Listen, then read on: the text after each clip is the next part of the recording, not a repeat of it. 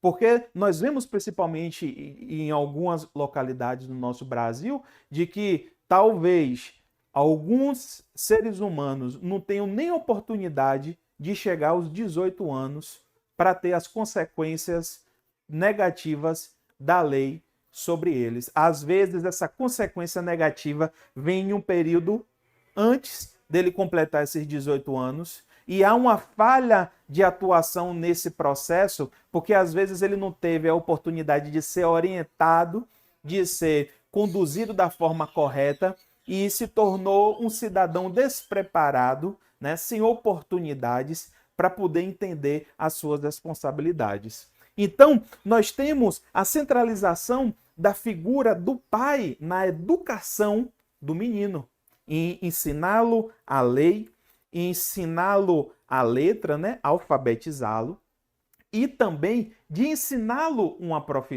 profissão. Então, o pai tinha a obrigação de alfabetizar, de ensinar religião e de ensinar uma profissão. Posteriormente, com as monarquias, nós podemos ver onde surge a figura de uma pessoa mais experiente, mais vivida, mais apta para poder instruir e ensinar, né, dentro de determinados temas ou assuntos. E essa pessoa, ela caracteriza o que nós conhecemos hoje com a expressão pedagogo. A palavra pedagogo, ela tem a tradução de conduzir a criança, de ensinar a criança. Então, nesse contexto, não só a figura da criança, mas a figura daquele que não sabe, daquele que é inexperiente. Então, a figura do pedagogo, ela é daquele profissional experiente que sabe conduzir e desenvolver o aprendizado de determinado ser humano. Então, nós temos uma figura centrada na família, focada na família, com a responsabilidade do pai e da mãe no processo educacional, homem e mulher, marido e esposa, filho e filha, cada um entendendo seu papel, sua função e sua expectativa. Não existia a perspectiva da laicidade, não havia Estado laico, então a visão da igreja, a visão da religião era a mesma da visão social. Obedecer à lei da religião era o mesmo que obedecer à lei social. Então, essa figura centrada da família, ela sai para essa figura do pedagogo. Então, os nobres e os reis, eles passam a terceirizar essa atribuição e ter uma atuação muito mais incisiva sobre a educação daqueles que iriam, né, prorrogar esses nobres, esses comerciantes, né, essa burguesia e essa identidade imperialista. Com a virada e a passagem dos anos, principalmente em conquistas na pós-reforma protestante, onde se teve uma iniciativa muito maior acerca da necessidade de alfabetizar os seres humanos. Você tem a literatura bíblica, você tem a Bíblia no seu idioma, então você precisa alfabetizar as pessoas para que elas possam ler a Bíblia por elas mesmas e compreender e seguir. Então, você entra aí o papel da escola, a consolidação da função escola.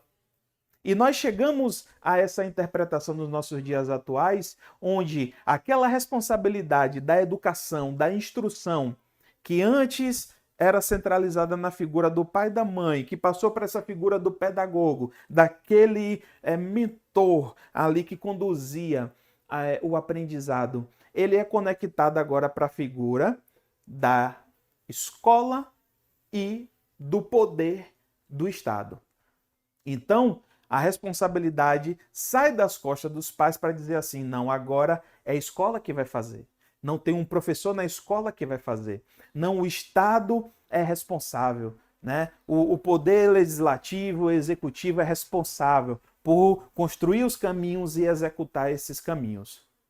Então, essa condição, ela influenciou diretamente a forma de se enxergar a educação na igreja. A igreja, ela recebe essas influências culturais, essas perspectivas culturais. Então, o que é que nós temos hoje? Nós temos uma cultura enraizada na figura do pastor.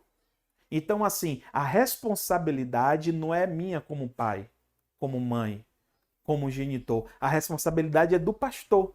É o pastor que tem que ensinar. Ah, então eu pego meu filho, eu sou católico, apostólico romano, né? Eu não vou numa missa, eu não me comprometo com as regras, né? Eu gravei os 10 mandamentos e quando meu filho chega na idade, eu mando ele para catequese.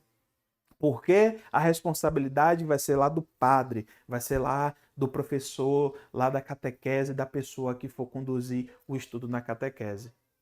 Então, a gente vem a refletir sobre o exercício do ensino bíblico na formação do cristão, que ela deve ser feita pela formação do ser humano desde a sua infância, pelos seus pais. Nós defendemos, eu defendo o modelo bíblico, o modelo da cultura judaica.